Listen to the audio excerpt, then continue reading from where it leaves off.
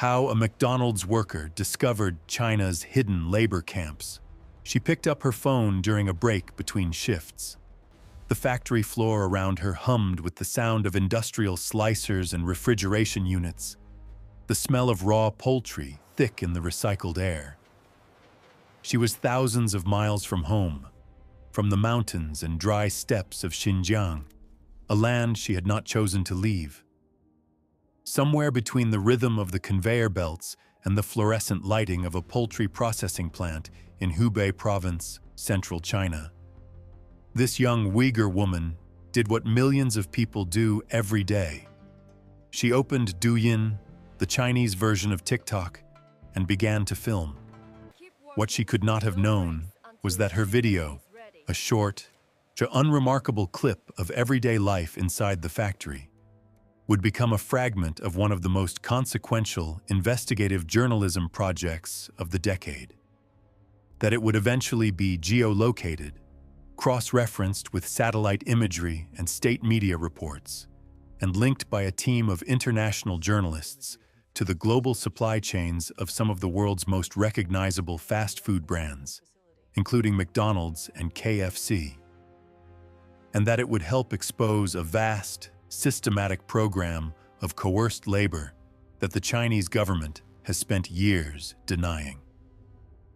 This is the story of how a hidden system came to light, not through a whistleblower in a government office, not through a defector crossing a border in the dead of night, but through the small human impulse to post a video. It is the story of Uyghur workers, Kazakh herders, and Kyrgyz laborers who were moved across China like components in a supply chain. It is the story of investigative journalists who spent 18 months combing through tens of thousands of social media videos to document what the Chinese state had tried so hard to keep invisible.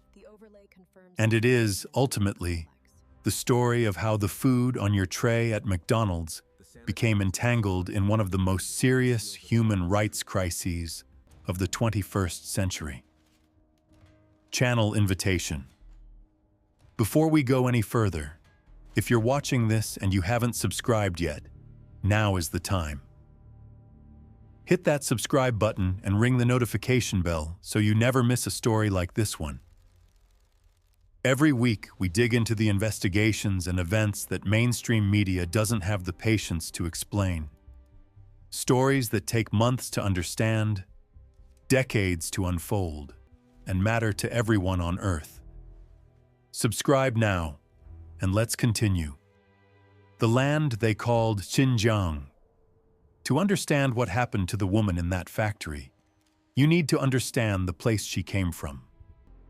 Xinjiang, officially the Xinjiang Uyghur Autonomous Region, is China's largest administrative division, a vast territory in the country's northwest that borders 8 nations, including Kazakhstan, Kyrgyzstan, Afghanistan, and Pakistan.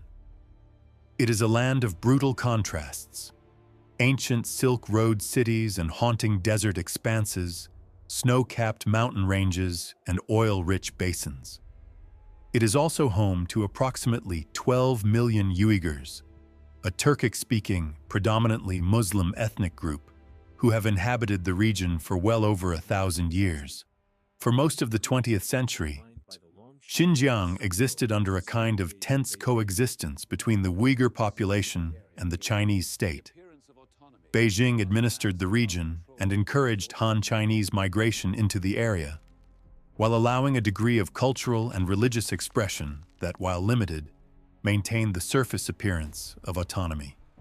By the early 2000s, that fragile balance had begun to collapse. A series of violent incidents, bombings, knife attacks, riots, provided the Chinese government with a pretext for an increasingly aggressive security posture in the region. In 2009, riots in the regional capital Urumqi left nearly 200 people dead and prompted a crackdown that would intensify in the years that followed. By 2014, China's approach to Xinjiang had been fundamentally restructured. At a confidential Communist Party forum that year, General Secretary Xi Jinping reportedly framed the question of Uyghur unemployment not merely as an economic problem, but as a matter of national security. In internal speeches later obtained and analyzed by scholars, she was said to have argued that unemployed ethnic minorities were liable to cause social instability, and that moving them into factory employment would expose them to Han culture and help counter what the government termed religious extremist thinking. This ideological framing, disguising political repression as economic development, would become the conceptual foundation for everything that followed. From 2014 onward, the Chinese government began escalating its so-called Strike Hard campaign in Xinjiang, deploying a techno-authoritarian infrastructure of mass surveillance that had no precedent in peacetime history. Facial recognition cameras were mounted on every street corner in Uyghur neighborhoods. QR codes were attached to homes. Smartphones were forcibly inspected for foreign applications or signs of Islamic practice. Citizens were required to hand over passwords and biometric data. Mosque attendance was monitored. Prayers were recorded, and growing a beard or wearing a veil became grounds for suspicion. Entire communities were mapped, profiled, and sorted by algorithmic systems into categories of trustworthiness that determined freedom of movement, access to services, and the risk of detention. The camps that were not supposed to exist in 2017, something dramatic and unprecedented happened. Across Xinjiang, a massive construction program began. Satellite imagery, later analyzed by researchers at the Australian Strategic Policy Institute and published by the Xinjiang Data Project, showed compound after compound going up in the region's desert landscape. High walls topped with razor wire, watchtowers at intervals, a layout clearly designed not to keep the outside world out, but to keep people in. By 2020, the Institute had documented the creation or expansion of more than 380 detention facilities across Xinjiang. The Chinese government called these facilities vocational education and training centers. They presented them to the world as voluntary schools where willing participants received training in Mandarin language skills, legal knowledge, and vocational trades. The propaganda materials showed smiling students in modern classrooms, cooking lessons, and cheerful graduations. Then Beijing insisted that participation was entirely voluntary, that the facilities had already been closed following successful graduation, and that international criticism was nothing more than a political attack on China's internal affairs. Survivors told a different story. Beginning in 2017 and accelerating through 2018 and 2019, a stream of testimonies began reaching researchers, journalists, and human rights organizations from Uyghurs who had managed to leave China to Kazakhstan, Turkey, Germany, the United States, and Australia. They described midnight arrests, family members who simply disappeared. They spoke of being taken from their homes, workplaces, or off the street, without charges, without trials, without any legal process whatsoever. They described what awaited them inside the compounds.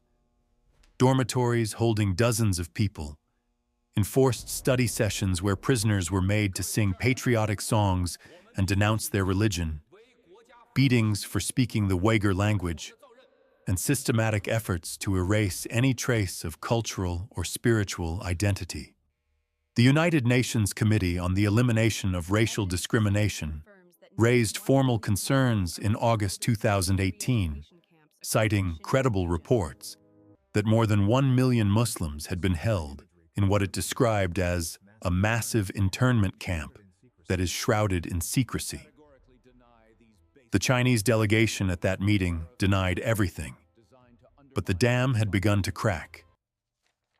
In November 2019, BBC Panorama obtained and published a tranche of leaked Communist Party documents from 2017. Internal planning materials showing in precise bureaucratic detail how officials were instructed to organize the detention program, how guards were to be deployed, how prisoners were to be prevented from escaping, and how family members were to be managed so as not to create public disturbances. The documents were authentic. They had been leaked by an anonymous source willing to risk their own safety to expose what was happening. The Chinese government rejected them as fabrications, but simultaneously, confronted with mounting evidence it could no longer deny, Beijing began shifting its narrative. From "the camps do not exist," to "the camps were necessary," to "the camps have been closed." None of these claims were accurate. So, according to the U.S. State Department, which compiled extensive documentation, the facilities not only continued to exist, but had grown in number and size, with hundreds of thousands of graduates being transferred into the formal prison system under fabricated terrorism charges, or moved to factories in other parts of China under programs that the government called poverty alleviation and labor transfer. The pipeline, from detention to factory floor. It is impossible to understand what the young Uyghur woman was doing in that poultry processing plant in Hubei without understanding the machinery that put her there. The Chinese government's labor transfer program did not begin as a form of punishment. In its original form, it was a national policy designed to move rural workers from agriculture into industry, a development strategy that China had employed in various forms for decades. What happened in Xinjiang after 2014, and with dramatically increased intensity after 2017, was the coercive transformation of that policy into something that international law experts, human rights organizations, and multiple governments have since classified as state-imposed forced labor. Under the program, known in Chinese bureaucratic language by various names, including the Xinjiang Aid Scheme, Yuanjiang, and the Poverty Alleviation through Labor Transfer Policy, local government officials in Xinjiang were given quotas, specific numbers of workers from their villages and townships that they were required to transfer into industrial employment, either within Xinjiang or in the eastern provinces of China. Meeting those quotas was tied to the career advancement of officials, creating a powerful incentive to ensure compliance regardless of individual wishes. The coercive nature of the scheme was documented extensively by researcher Adrian Zenz, a German scholar whose analyses of Chinese government documents first brought the program to international attention in 2017 and 2018. In internal state documents, researchers found language explicitly linking labor transfer participation to assessments of political reliability. Refusing to participate or failing to meet government performance targets in terms of attitude and assimilation could lead to being classified as politically untrustworthy, a designation that, in Xinjiang's surveillance state, carried very serious consequences. As Laura Murphy, a former senior policy advisor to the Biden administration on Xinjiang forced labor, explained with stark clarity, when a government official knocks on the door of a Uyghur person and says they should take a job far from home, the person knows this is not merely a request. They know there are directives that say refusal is punishable by detention, and they know how horrible detention is. Every Uyghur in Xinjiang has either been in detention themselves or has someone close to them who has been. This is not a choice. This is not consent. The mechanics of the transfer were documented in both official Chinese state media and leaked footage. Workers assembled at village squares, where Communist Party officials gave speeches lauding their patriotism, to large red fabric carnations, a symbol of honor used in Chinese labor celebrations, were pinned to their chests. Armed guards sometimes accompanied the coaches. The workers traveled thousands of miles east to industrial cities they had never visited, where they were housed in factory dormitories surrounded by the blank walls of the production complex. The view from their windows, as videos would later confirm, was only more factory. Between 2017 and 2019 alone, according to estimates from the Australian Strategic Policy Institute, at least 80,000 Uyghurs were transferred out of Xinjiang to factories in other Chinese provinces. And that figure represented only what could be documented from open sources. The true number was almost certainly far higher. Chinese academic papers from the period, obtained by researchers, openly recommended that Eastern Chinese regions create mandatory annual quotas of arranged Xinjiang laborers, not as humanitarian policy, but as a means of reducing labor costs in a globally competitive manufacturing environment. The exploitation of a persecuted ethnic minority was being proposed in dry academic language as an economic advantage. Inside the factories, the coercion did not end. Workers were assigned minders, government-appointed monitors who accompanied the ethnic minority employees and whose role was explicitly ideological as well as supervisory. These minders enforced attendance at patriotic education sessions, organized flag-raising ceremonies and loyalty pledges, monitored phone usage, and reported on the political attitudes of those in their charge. Workers who expressed homesickness, who maintained religious practice, or attempted to contact family members without authorization could find themselves flagged as untrustworthy. The factories became, in effect, extensions of the same system of political control that defined life in Xinjiang itself. Only now, that system had been transplanted 2,500 miles from home into the industrial heartland of eastern China. The investigation, secrets hiding in plain sight, the breakthrough that turned a documented human rights concern into a verified, mapped, and corporate-linked exposé did not come from a secret source or a classified leak. It came from an app on a smartphone. And it required the kind of painstaking, methodical journalism that the digital age has both enabled and, paradoxically, made harder to fund. In 2023, reporters at the Bureau of Investigative Journalism, a non-profit investigative news organization based in the United Kingdom, began systematically analyzing Douyin, the Chinese version of TikTok. Douyin is the world's most popular short video platform within China, with over 700 million daily active users. It operates entirely within China's Great Firewall, under Chinese data laws, and its content is distinct from the international version of TikTok. Accessing it from outside China requires workarounds, and its algorithm is designed to serve Chinese domestic audiences. But it contains, scattered across its billions of videos, an unintentional archive of life inside a surveillance state. A reporter for the Bureau of Investigative Journalism spent 18 months, month after month, and day after day, analyzing thousands of individual Douyin user accounts for evidence of the Xinjiang labor transfer program.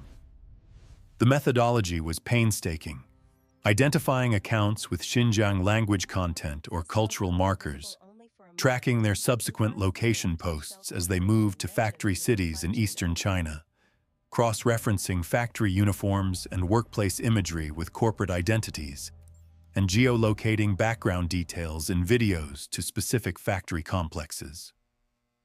When a billboard was visible behind workers in a video, analysts checked it against satellite imagery. When a uniform bore a logo, researchers traced the corporate identity. When a worker mentioned a city name, the account was flagged for further review. The project was conducted in partnership with the New York Times and the German news magazine Der Spiegel, three major investigative newsrooms working together across languages and time zones to verify and expand the findings. By the time the investigation was published in May 2025, the team had identified Xinjiang ethnic minority workers in 75 factories across 11 Chinese regions. They had linked those factories to the supply chains of more than 100 global brands, with products that could be traced to 86 countries worldwide. The investigation described not just the scale of the forced labor system, but its integration into the global economy at a level that previous reporting had entirely failed to capture. One of the most striking methodological elements of the investigation was the role played by the minders themselves. Several of the government-appointed supervisors assigned to monitor the transferred workers had, apparently unaware of the audience that might one day watch their videos, posted content to Douyin documenting their own activities. One minder, whose account the Bureau archived before it was deleted, posted footage of himself leading approximately 40 Uyghur workers in a loyalty pledge and patriotic song in front of a large Chinese flag inside a factory canteen on China's National Day. He was described in the investigation as a heavy-set man with a buzz cut, wearing a white t-shirt and black slacks, conducting the workers singing with his hands. An image of ideological conformity being enforced inside an industrial facility as casually as a company newsletter. By early 2024, that same minder had been reassigned. His new post was documented in another Douyin video. He was now leading dozens of workers in a pledge of allegiance outside the main office building of a poultry factory. The factory, identified by the investigation through geolocation and corporate records, was a supplier to McDonald's and KFC. The red flag over the factory courtyard, the rows of ethnic minority workers, the government official conducting their oath of loyalty, all of it was visible on a social media platform, available to anyone who knew how to find it. The secret was hiding in plain sight. The chicken on your tray.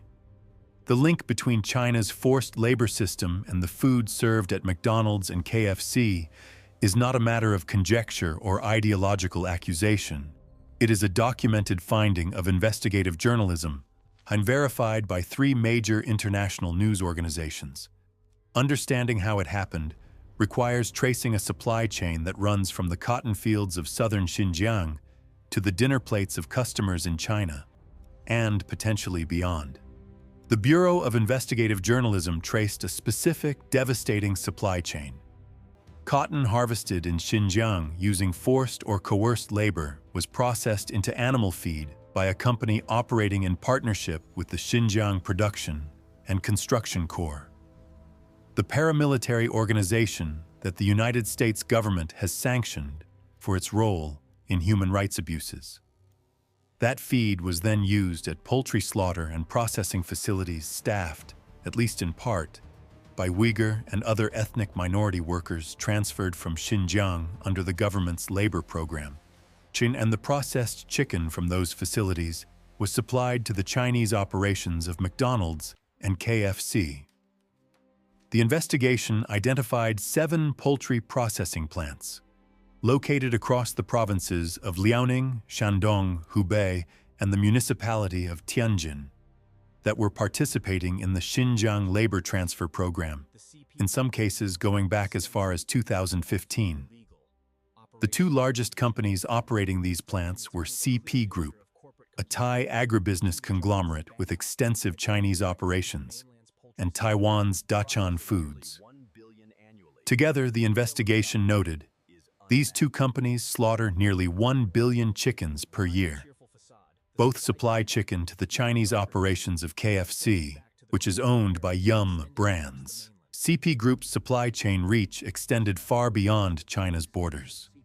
The company also operates a UK subsidiary called Westbridge Foods, which imports chicken, duck, and fish from CP's Chinese business. Westbridge Foods, in turn, supplies chicken to KFC in the United Kingdom, as well as to major British supermarket chains, including Tesco, Sainsbury's, Asda, and Aldi. While it remained unclear whether the specific products supplied to UK businesses had come from facilities using Xinjiang transferred labor, the structural proximity of the supply chains raised serious questions that the companies were not able to definitively answer. The corporate responses were, to put it charitably, inadequate.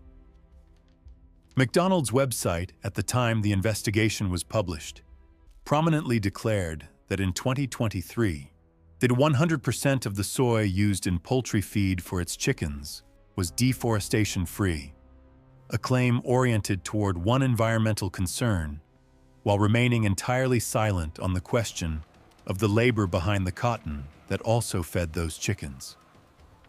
When journalists from the Bureau contacted McDonald's and KFC directly with detailed questions about whether Xinjiang cotton had entered their poultry supply chains, neither company responded to those specific questions. McDonald's declined to comment on the record. KFC did not respond at all. Tesco, Sainsbury's, Asda, and Aldi referred journalists to the British Retail Consortium, whose sustainability policy advisor offered the observation that modern slavery is often hidden from view, is exacerbated by systemic issues, and obscured by complex global supply chains, a statement that read as accurate but offered no meaningful accountability. The investigation's findings about McDonald's and KFC were part of a much larger picture.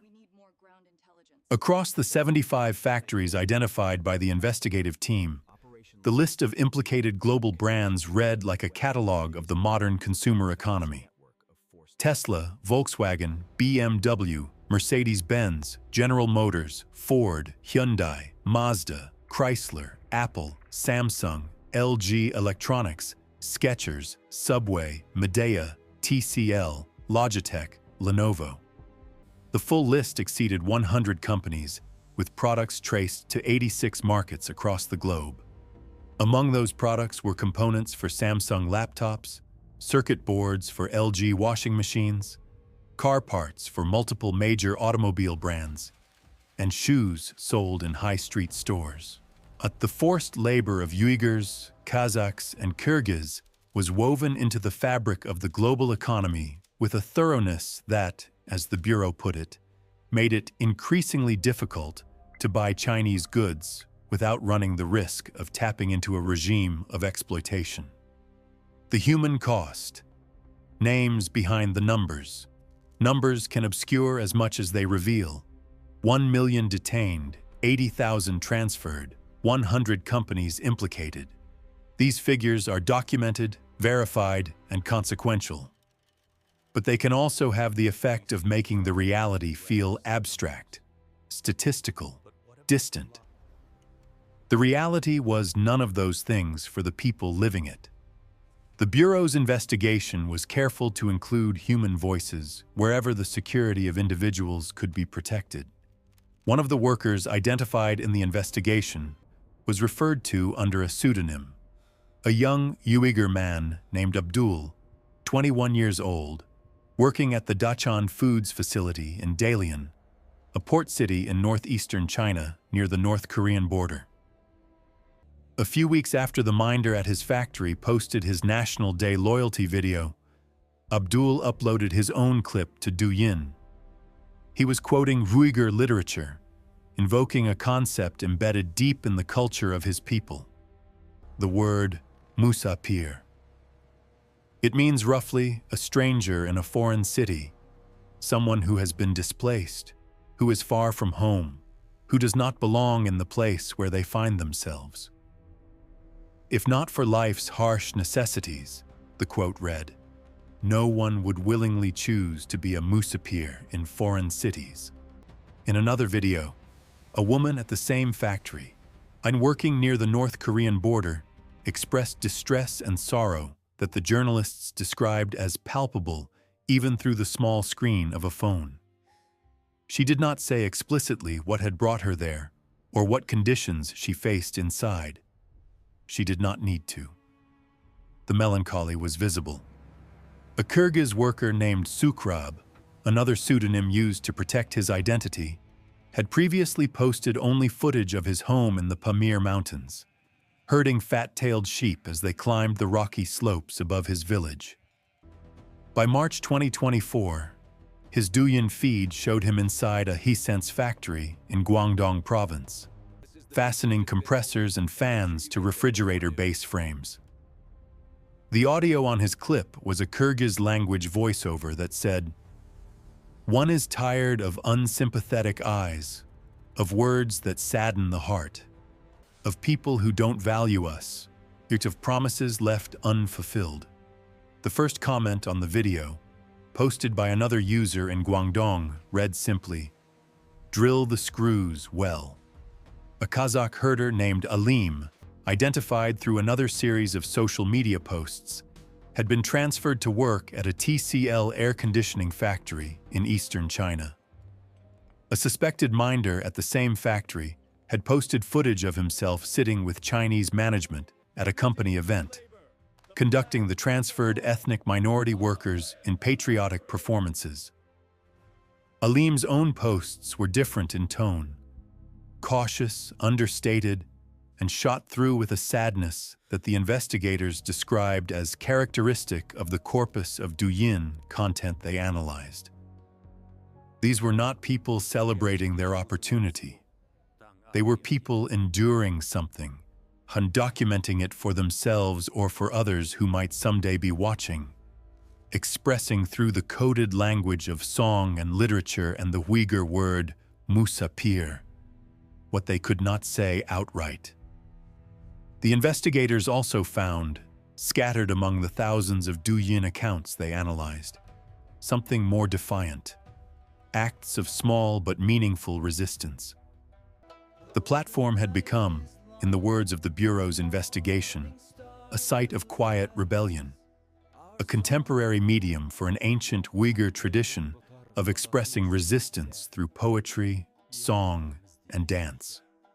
Workers posted clips of Uyghur music and traditional dance in their dormitory rooms, tagged content with phrases in their mother tongue, used the coded vocabulary of their culture to say what could not be spoken plainly under the eyes of the state. These fragments of cultural survival, documented by journalists and archived before they could be deleted, stand as evidence of both the system's brutality and its limits. The government could move people across the country. It could force them to pledge allegiance to a flag they did not consider their own. It could not entirely silence them. The machinery of denial.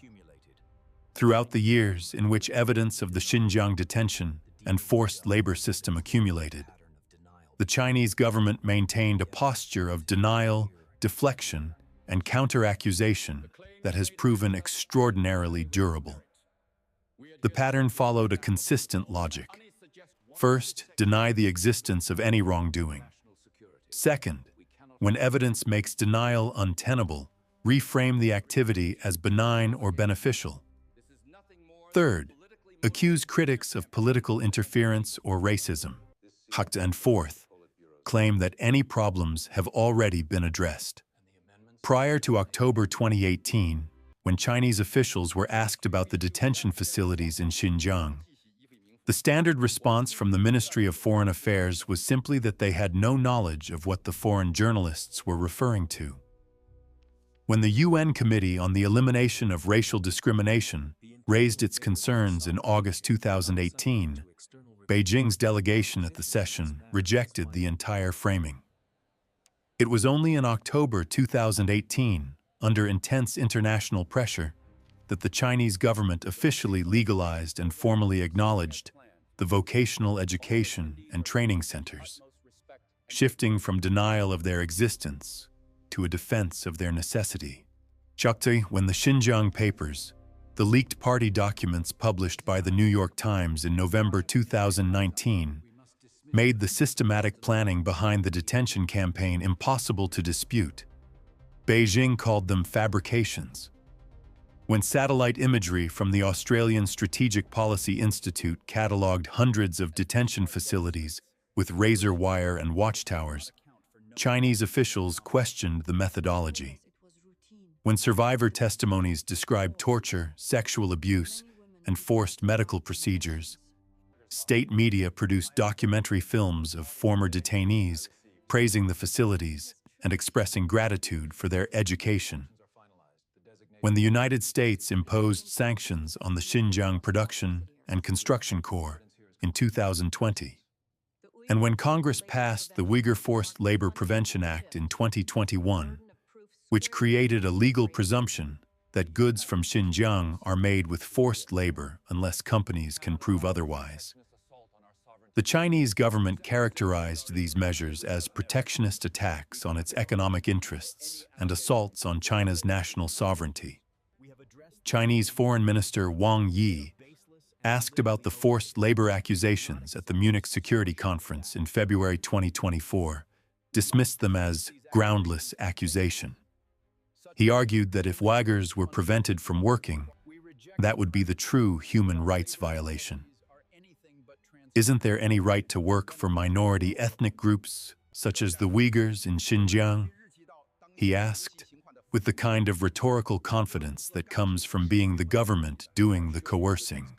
In the multinational corporations implicated in the supply chains deployed their own version of this deflection. The language of complexity, opacity, and ongoing investigation has become the corporate equivalent of the Chinese government's denial. When Apple was confronted with evidence that a Samsung laptop parts supplier had transferred workers from Xinjiang to its factory, the company said it was investigating the alleged link. Volkswagen, confronted with evidence implicating its supply chain, said it was investigating but couldn't comment due to contractually agreed confidentiality obligations. The investigations, as a rule, have not been completed.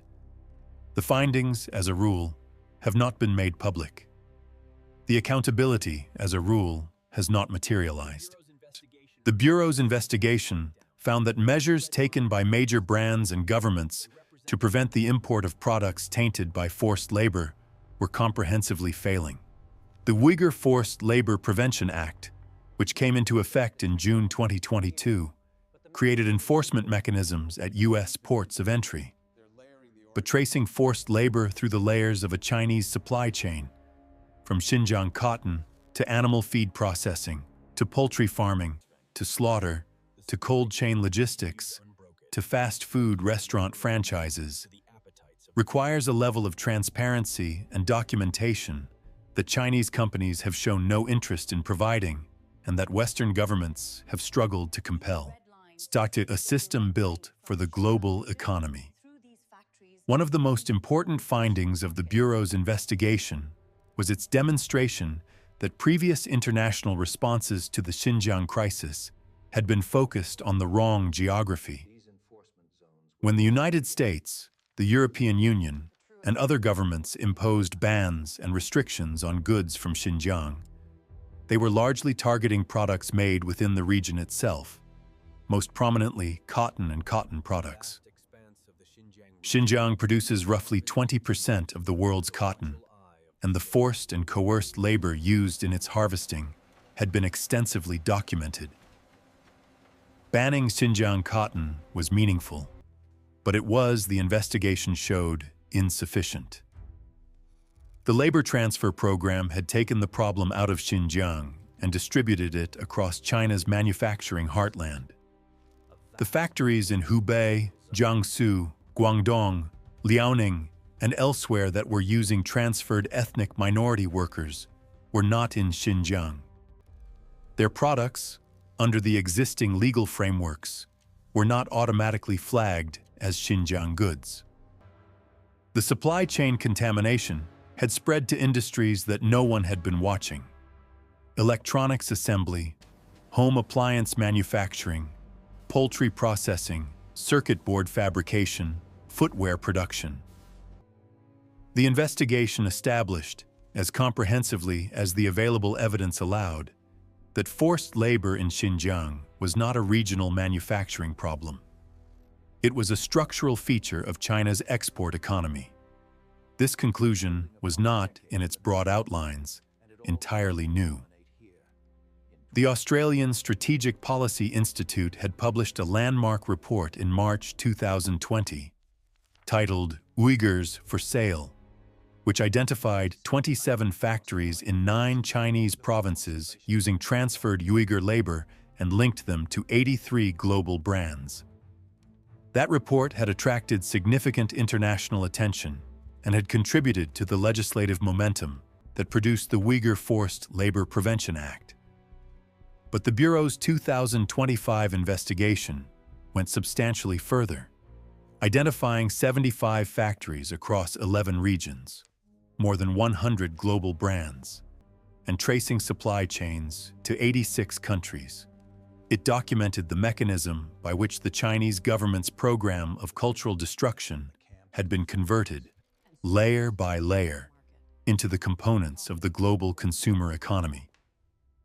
The investigation also documented a dimension of the system that had received relatively little attention: its financial logic. The Chinese state was not merely coercing workers as an act of political punishment. It was monetizing that coercion.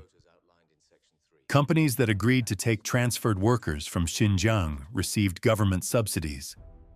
Local officials who met their labor transfer quotas received career advancement. The factories received workers at below-market rates, with the costs of training, accommodation, and ideological supervision partly borne by the state. The entire arrangement constituted, in the language of international law, a state-sponsored system of forced labor trafficking, one in which the Chinese government was, as the U.S. State Department put it, the trafficker. The Xinjiang Production and Construction Corps, the paramilitary organization that administered large swaths of the region, occupied a central position in this system. The Corps, known as Bingtuan, functioned as a state within a state, with its own administrative apparatus, courts, police, and economic enterprises. It controlled significant portions of Xinjiang's agricultural and industrial output, including cotton. It had been sanctioned by the United States for its role in human rights abuses, and it was, as the Bureau's investigation documented, one of the key nodes through which the products of forced labor entered global supply chains, including those that ultimately led to the chicken served at McDonald's restaurants in China. The world responds and falls short. The international response to the Xinjiang crisis has been significant by the standards of responses to human rights abuses committed by major powers, and deeply insufficient by the standards of the actual scale of the harm. So the gap between acknowledgement and accountability has been one of the defining features of this story. By 2021, multiple governments had formally described what was happening in Xinjiang using language that represented the highest tier of human rights condemnation. The United States government officially designated the situation as genocide and crimes against humanity, a position endorsed by the administrations of both Donald Trump and Joe Biden, and one that reflected an unusual degree of bipartisan consensus in Washington. Canada's Parliament passed a motion making a similar designation. The parliaments of several European countries did the same. The United Kingdom's House of Commons debated the matter in terms that were similarly grave, even if the British government itself stopped short of the formal genocide designation. The Uyghur Forced Labor Prevention Act, signed into law in the United States in December 2021 and entering effect in June 2022, represented the most consequential legislative response. The law created a rebuttable presumption, a legal default, that goods produced wholly or in part in Xinjiang were made with forced labor and therefore barred from import into the United States, unless the importer could provide clear and convincing evidence to the contrary. Enforcement was assigned to U.S. Customs and Border Protection. In its first years of operation, the law led to thousands of shipment detentions and hundreds of millions of dollars in goods being blocked at U.S. ports. But the law's effectiveness was limited by the same structural reality that had enabled the problem in the first place: the opacity of Chinese supply chains. Companies that had spent decades building sourcing relationships in China based on low cost and high volume found themselves unable to trace the origins of individual components back through 5 or 6 layers of suppliers to the question of whether any Xinjiang labor had been involved. The Chinese government provided no cooperation. Many Chinese suppliers declined to provide documentation. Auditing firms that had previously certified factory compliance were revealed to have conducted superficial inspections that had entirely failed to identify the presence of transferred workers. The European Union, which had been slower to respond than the United States, was working by 2025 on legislation that would prohibit the sale of products made with forced labor in the European market, a broader mandate than the US. Chuck Law's Xinjiang-specific focus, but one that similarly faced the challenge of enforcement in the face of supply chain complexity. Germany had passed its own supply chain due diligence law, requiring large companies to conduct human rights assessments of their global operations.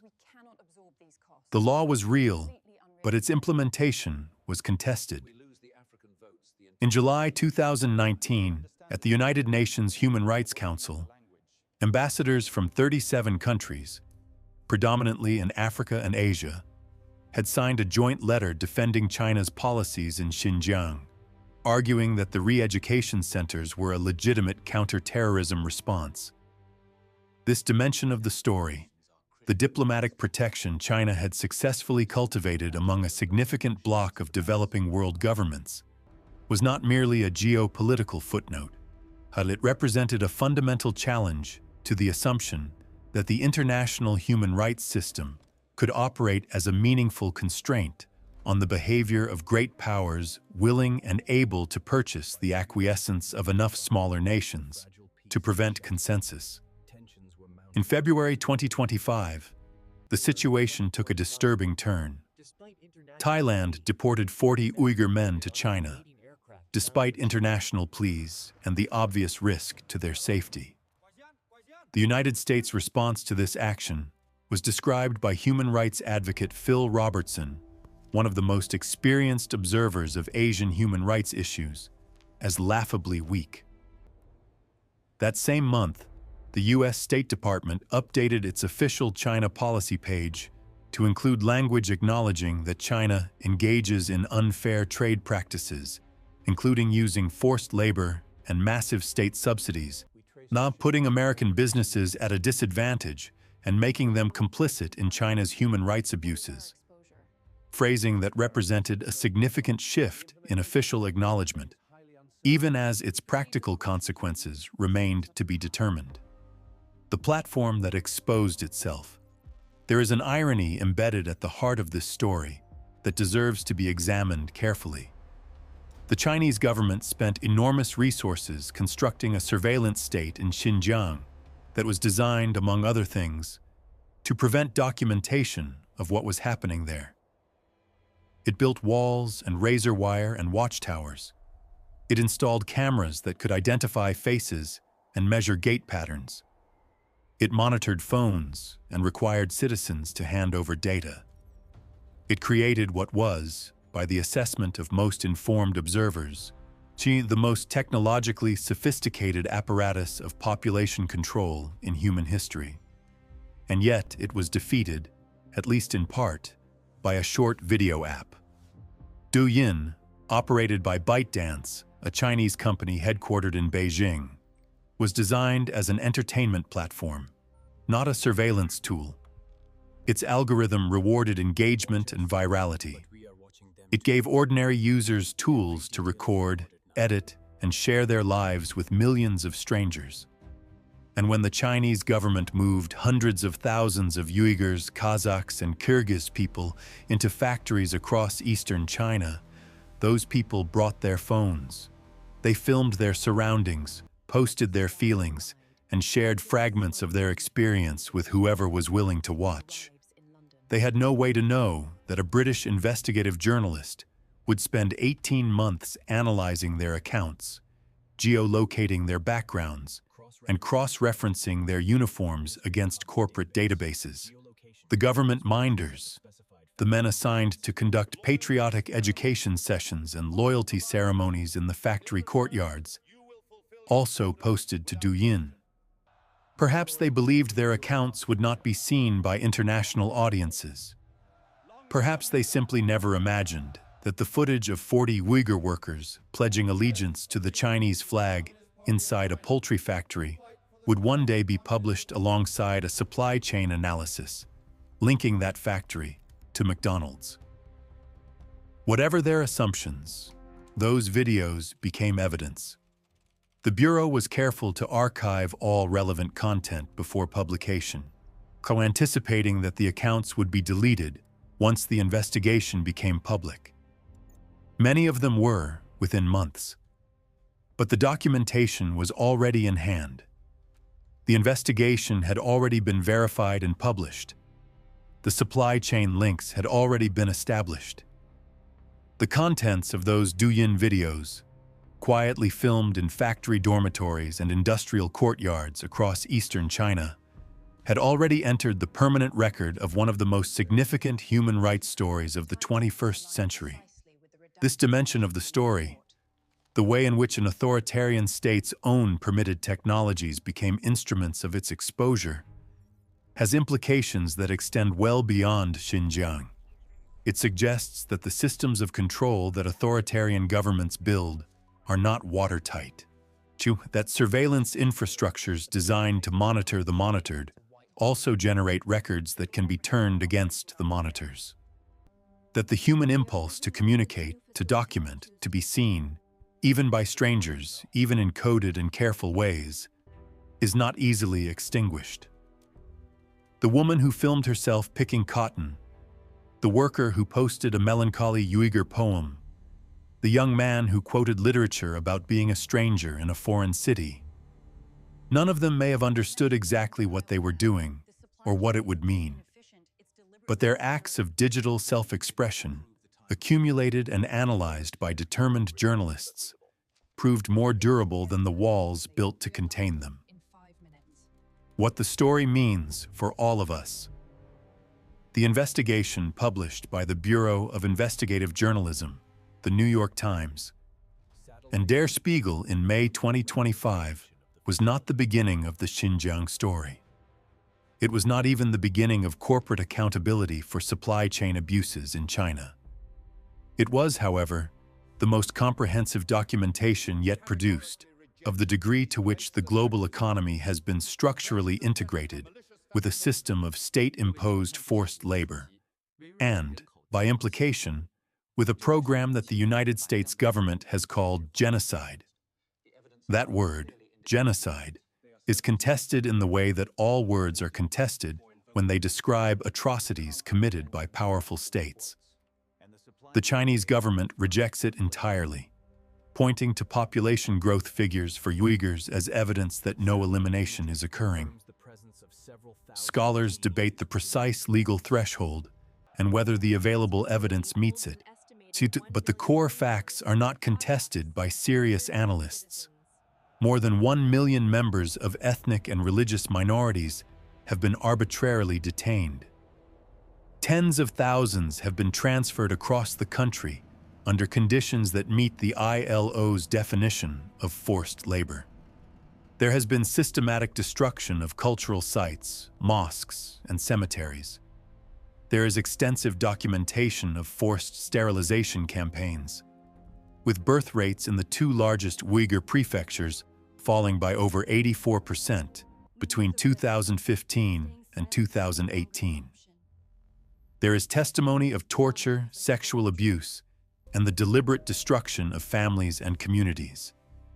These are not the byproduct of economic development. They are not the growing pains of a modernizing state. They are the documented results of a conscious, long-systematic policy directed by the leadership of the Chinese Communist Party, conducted with the full apparatus of state power, and integrated, through the mechanism of the global supply chain, into the daily lives of consumers in dozens of countries who may be entirely unaware of the connection. The question that the 2025 investigation placed before the world was not a new one. It was the same question that every supply chain scandal, from conflict minerals in smartphones to child labor in chocolate production, has placed before the global economy for decades. Who is responsible for what happens at the far end of the chain? When a consumer bites into a McDonald's chicken sandwich in Shanghai, London, or New York, they are not thinking about cotton fields in Xinjiang or loyalty ceremonies in Hubei. They have no direct knowledge of the Uyghur worker who processed the poultry or the government official who ensured her presence there. But the system that produced that sandwich, the global supply chain, the corporate sourcing decisions, the government policies, the trade relationships, connects those things in ways that are now documented and verifiable. McDonald's and KFC are not uniquely guilty companies. They are nodes in a system that encompasses Tesla and Apple and Samsung and Volkswagen and Adidas and hundreds of other global corporations whose supply chains are threaded through a Chinese manufacturing economy that is, in turn, threaded through with forced labor. The problem is not the bad behavior of individual corporations, though corporate bad behavior is certainly part of it. The problem is the structure of the global economic system and the failure of governments and markets to create meaningful incentives for transparency and accountability at the level of the supply chain. What would accountability look like? It would look like supply chain transparency legislation with real enforcement mechanisms and real penalties for non-compliance. It would look like import controls sophisticated enough to trace forced labor through multiple layers of subcontracting. It would look like international coordination to prevent Chinese companies from routing tainted goods through third countries to avoid sanctions. It would look like diplomatic pressure sustained and consistent enough to impose real costs on the Chinese government for its policies, something that has been conspicuously absent from the record of both American and European foreign policy toward China over the past decade. And it would look like consumers who are willing to ask, and companies that are willing to answer honestly, the question of where exactly the food on the tray came from. The story that keeps unfolding.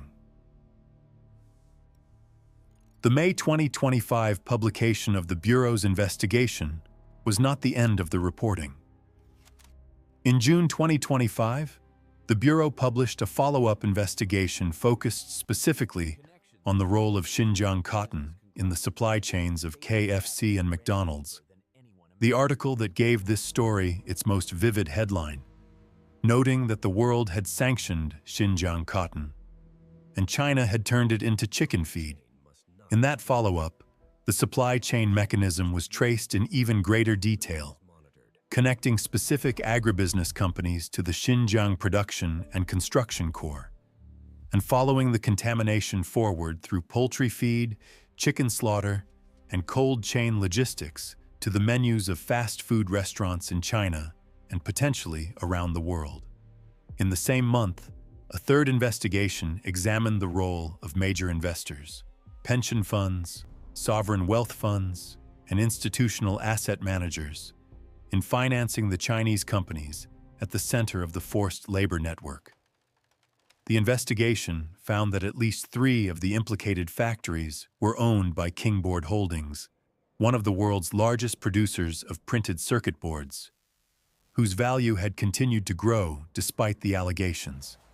Another company, the computer peripherals manufacturer G-Tech, which was implicated in the forced labor scheme through its Guangdong factory serving clients, including Lenovo and Logitech, had seen its value increase by roughly a third to $431 million in the year to May 2025.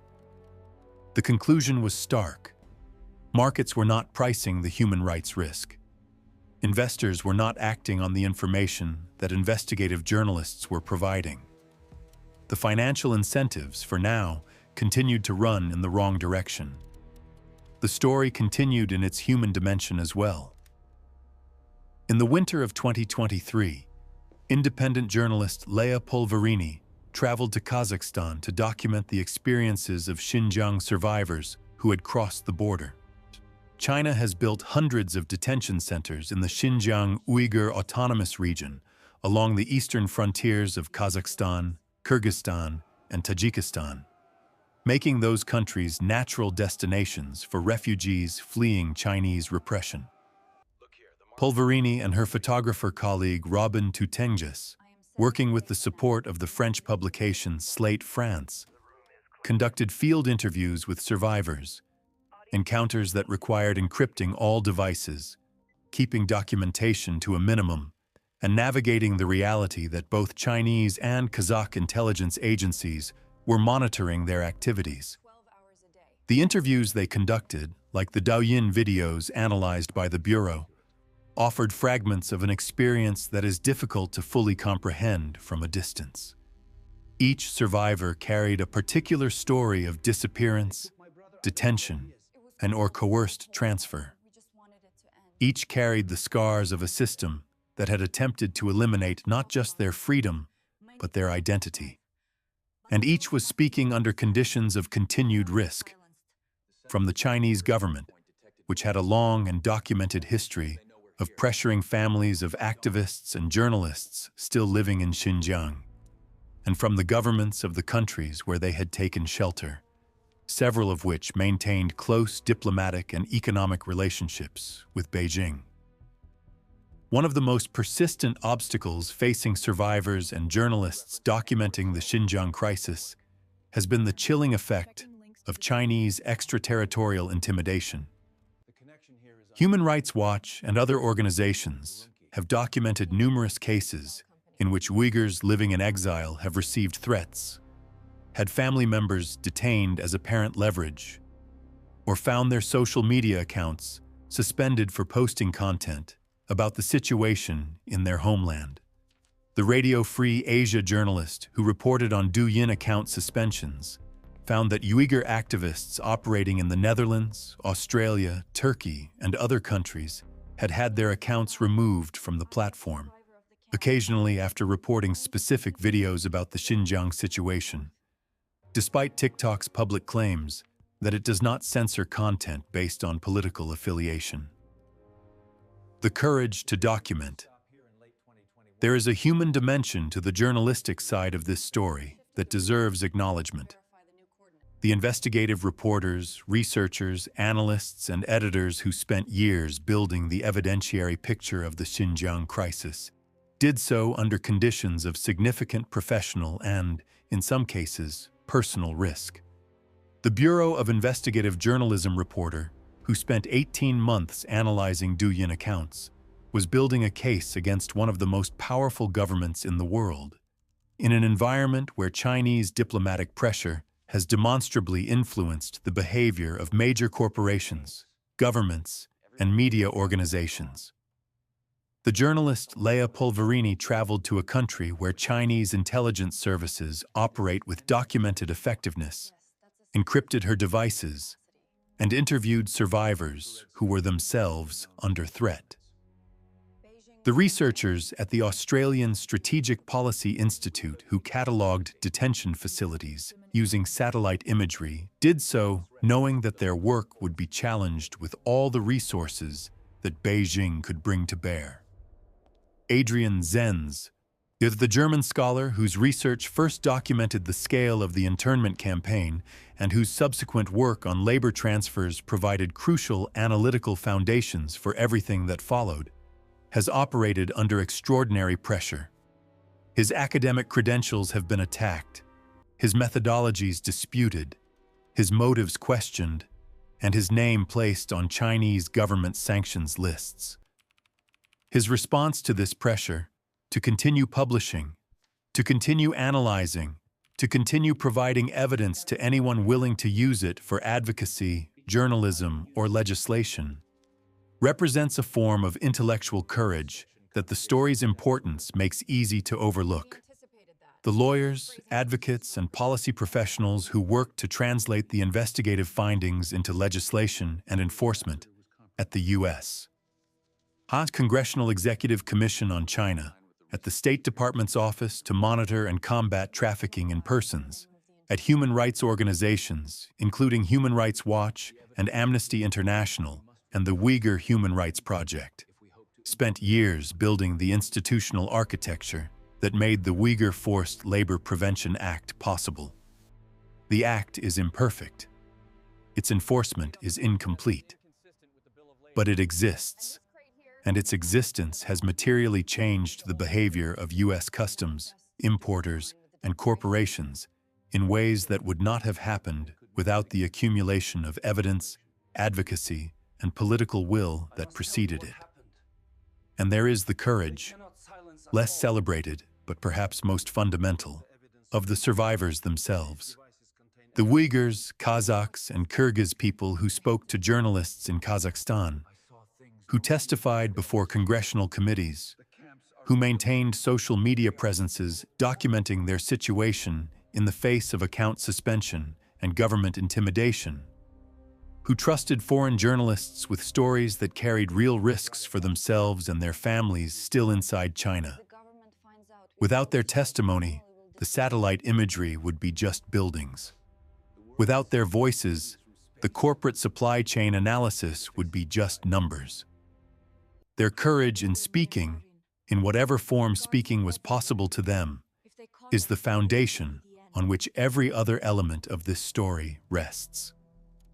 The golden arches and the red flag. There is an image that stays with you from this story. Not a photograph, but a description. 40 workers in a factory cafeteria, lining up in loose rows before a large Chinese flag. A government minder conducting their singing with his hands. The workers pledging allegiance, saluting, singing the national anthem of a country that has detained more than 1 million of their people. And then, the next morning, returning to the production line, processing poultry, cutting, trimming, packaging, working toward a supply chain that would eventually end with a cardboard box of chicken nuggets and a pair of golden arches. The distance between that factory cafeteria in Hubei province and a McDonald's counter anywhere in the world is not as great as it seems. It can be traced, supply chain link by supply chain link, in the records that the Bureau of Investigative Journalism and its partners spent years assembling. The cotton, the feed, the birds, the factories, the cold chain, each element documented, each connection verified, through each corporate non-response recorded for the permanent record. What the story asks of us, not just of governments and corporations, but of ordinary people who eat food and buy products and live in the global economy, is a reckoning with the degree to which we are implicated in systems we cannot see. The Uyghur worker who filmed herself in the cotton fields, the young man who quoted poetry in his factory dormitory, the woman near the North Korean border whose sorrow was visible in a 9-second clip. They are part of the same system that connects a smartphone circuit board, a car's chassis, a pair of sneakers, and a fast food meal. The question of what we do with that knowledge, as consumers, as voters, as citizens of the countries that trade with China and buy its goods and negotiate its cooperation on climate and security and economics, is one that the investigative journalism of 2025 has placed squarely on the table. The Chinese government's official position is that there is nothing to see, nothing to answer for, nothing to change. The corporations implicated in the supply chains maintain, with varying degrees of sincerity, that they are investigating, that they take human rights seriously, that their supply chains are complex and difficult to audit, but that they are committed to improvement. The governments of the democratic world maintain, with varying degrees of effectiveness, that they are applying pressure, passing legislation, and working to hold the Chinese government accountable for its actions. None of that is sufficient. The investigation by the Bureau, the New York Times, and Der Spiegel is a benchmark against which the world's response can now be measured. The supply chains have been documented, the factories have been identified, the brands have been named, the governmental program has been described in detail, that leaves no room for plausible ignorance. What remains to be written is the chapter of accountability. Whether it will come from legislation, from markets, from diplomacy, from the continued courage of journalists and survivors and advocates, or from some combination of all of them. The young woman who picked up her phone in that poultry factory in Hubei province and posted a fragment of her life to Douyin did not set out to expose anything. She was just a person, thousands of miles from home, recording a moment in a life that had been redirected against her will. But history, sometimes, does not ask people's permission before casting them as witnesses. Her video, archived before it could be deleted, found by journalists who were looking for exactly what they found, linked through a chain of evidence to the golden arches of one of the world's most recognizable brands. Her video is now part of the record of what was done to her people. That record is not closed. It continues to be written, one Douyin clip at a time, one supply chain audit at a time, one survivor testimony at a time. The task of those of us watching from the outside, as consumers, as citizens, as human beings who share this world with the people this story is about, is to make sure that the record, once written, is not simply filed away.